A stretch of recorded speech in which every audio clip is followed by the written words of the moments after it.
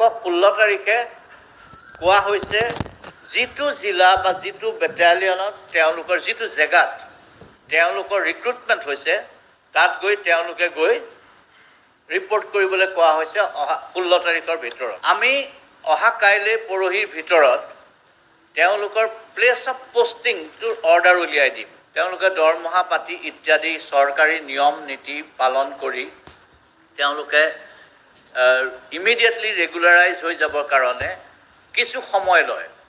সেই সময়ছোৱাত কিছুমান মধ্যভোগী মানুহ ওলায়। মধ্যভোগী মানুহে তেওঁলোকক ট্ৰাংকটো কিনি দিব বিচাৰিব, তেওঁলোকক জোতাযোৰ কিনি দিব বিচাৰিব, পইচাটো পিছত দিলে হ'ব, কাৰণ পইচাটো আহিবই, দৰমহাটো পাবই। গতিকে তেনেকুৱা আগৰ অভিজ্ঞতাৰ পৰা দেখা গৈছে তেনেকুৱা মধ্যভোগী কিছুমান আহে, ব্যৱসায়ী বুলি কয় নিজকে, কিন্তু তেওঁলোকে পিছত যেতিয়া পইচাটো কাটি লয়, বিলটো দিয়ে বা ডাঙৰ বিল এটা দিয়ে, আৰু এই ল'ৰাবোৰে চাকৰি কৰিবৰ কাৰণে জোতা লাগিবই, চাকৰি কৰিবৰ কাৰণে ইউনিফৰ্ম লাগিবই ইত্যাদি ধৰণৰ ইছ্যু কিছুমান থাকে।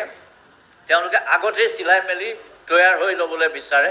গতিকে মই পৰীক্ষাৰ্থীসকলক আহ্বান কৰিম যাতে এই ক্ষেত্ৰত সাৱধান হয়। মই এটা নিয়ম বনাবলৈ চেষ্টা কৰিছোঁ যাতে তেওঁলোকে এনেকুৱা বদমাছ মধ্যভোগী ব্যৱসায়ীৰ বলিৰ চিকাৰ নহয়। 16 তাৰিখৰ ভিতৰত তেওঁলোকে যি জেগাত পৰীক্ষা দিছিলে সেই জেগাত ৰিপৰ্ট কৰিবগৈ। ৰিপৰ্টিং তেওঁলোকৰ আৰম্ভ হৈ যাব। সেইদিনাৰ পৰা তেওঁ চাকৰিৰ কাটাডাল ঘূৰা আৰম্ভ হ'ব, অৰ্থাৎ 16 তাৰিখৰ পৰা।